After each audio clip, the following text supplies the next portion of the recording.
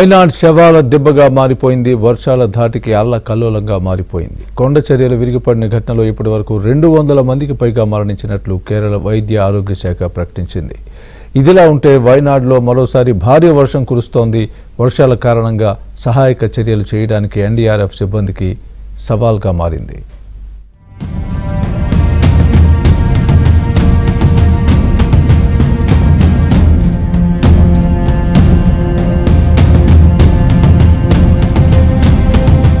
వైనాడ్లో జిల్లాలో వర్షాలు వరదలు సృష్టించిన బీభత్సంతో కేరళ తీవ్రంగా తల్లడిల్లిపోతోంది.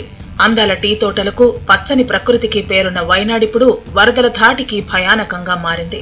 ముఖ్యంగా వైనాడ్ జిల్లాలోని మెప్పాడి, చురామల, మందక్కాయి, అట్టమల, నులుబ్బజ పరిసర ప్రాంతాల్లో విరిగిపడ్డ కొండచర్యలు వందలాది కుటుంబాలలో విషాదం నింపాయి. మృతుల సంఖ్య పెరుగుతూనే వస్తోంది. భారీ వర్షాలు కూడా కురుస్తూ ఉండటం వలన స్థానిక నదులు ఉప్పొంగుతున్నాయి. నీటిలో కొట్టుకొస్తున్న మృతదేహాల్లో తమ వారున్నారేమో అన్న ఆందోళన స్థానికుల్లో స్పష్టంగా కనిపిస్తోంది.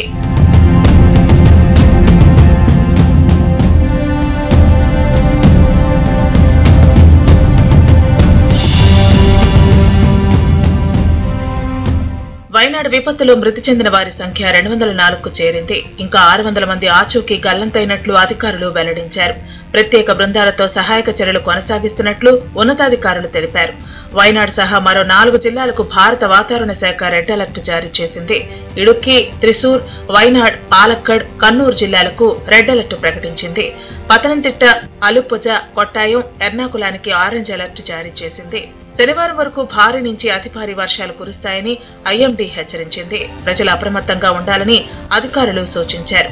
अभी जो फर्स्टली जो सिचुएशन है, जो डैमेज हुआ है तकरीबन जिस नाले के आप इससे पहले जो आप बाइट्स ले रहे थे, इस नाले में दोनों तरफ तकरीबन 200-250 metre left bank right bank तकरीबन 5 किलोमीटर 5.5 किलोमीटर ऊपर तक लैंडस्लाइड अफेक्टेड है. तो जितने लोगों के घर इस 250-300 मीटर बेल्ट में थे उनमें काफ़ी डैमेज हुआ है और कई घर तो बिल्कुल गिर गए हैं, फ्लैटन आउट हो गए हैं. तो अभी तक जितनी कैजुअलिटीज़ थी वो तकरीबन हमने इवैक्यूएट कर ली हैं आज और कल के दिन में. कुछ एक फेटल थी और कुछ एक जो नॉन फेटल है वो इवैक्यूएट कर चुके हैं. लेकिन कुछ एक घर ऐसे हैं जिसमें हम पहुंच नहीं पा रहे हैं क्योंकि वहाँ बड़े बड़े पत्थर हैं और कंक्रीट के स्लैब्स हैं. వైనాడ్ కొండ చర్యలు విరిగిపడిన ఘటనలో చర్యలు ముమ్మరంగా కొనసాగుతున్నాయని కేరళ సీఎం పినరయి విజయన్ వెల్లడించారు. ఇంకా 191 మంది ఆచూకీ తెలియాల్సి ఉందని తెలిపారు. మునిపెన్నడూ లేని విధంగా వైనాడ్ను వర్షాలు ముంచెత్తాయని ఆవేదన వ్యక్తం చేశారు. ప్రజలను సురక్షిత ప్రాంతాలకు తరలించేందుకు ప్రయత్నాలు కొనసాగుతున్నాయన్నారు.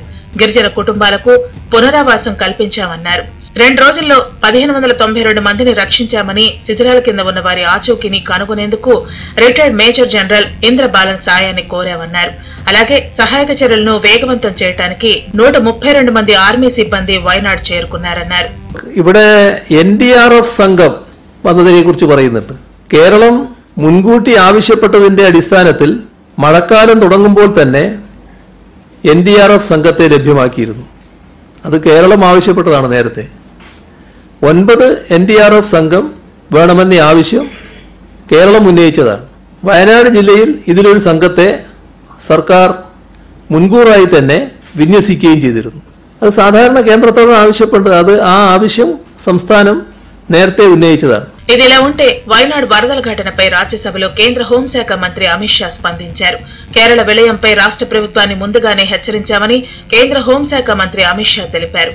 జూలై 23నే వైనాడ్ ప్రకృతి వైపరీత్యంపై సీఎం పినరయి విజయన్ కి కేంద్ర బలగాలు హెచ్చరించాయని వెల్లడించారు. అయితే కేరళ ప్రభుత్వం ముందస్తు హెచ్చరికలను పట్టించుకోలేదని, ఎన్డీఆర్ఎఫ్ బెటాలియన్ల రాకతో కూడా అప్రమత్తం కాలేదని విమర్శించారు. ఈ విషాద ఘటన తరుణంలో మోదీ ప్రభుత్వం కేరళ సర్కార్తో పాటు రాష్ట్ర ప్రజలకు అండగా నిలుస్తుందని హామీ ఇచ్చారు. ఇక అమిత్ షా వ్యాఖ్యలను కేరళ సీఎం పినరయి విజయన్ ఖండించారు. ఈ విషయంలో తమకు ఎలాంటి ముందస్తు అప్రమత్తత సంకేతాలు జారీ చేయలేదంటూ పేర్కొన్నారు. 23 जुलाई को केरल सरकार को अर्ली वार्निंग भारत सरकार की ओर से दी गई थी. 23 जुलाई को लैंडस्लाइड होने की संभावना है, मड भी रस होकर आ सकता है और लोग इसके अंदर दबकर मर भी सकते हैं. मगर भारत सरकार की अर्ली वार्निंग सिस्टम पर सवाल किए गए, इसलिए मैं कहता हूं प्लीज लिसन अस, मत चिल्लाइए, प्लीज रीड इट। जो वार्निंग भेजा है उसको पढ़िए जरा। और इस देश में कई राज्य सरकारें ऐसी हैं। వైనాడు విలయం పట్ల పలువురు దిగ్భ్రాంతి వ్యక్తం చేస్తున్నారు. తమిళనాడు, కర్ణాటక రాష్ట్రాలు తమ వంతు సాయాన్ని అందిస్తుండగా పలువురు వ్యాపారవేత్తలు ఆర్థిక సాయం అందిస్తున్నట్లు ప్రకటించారు.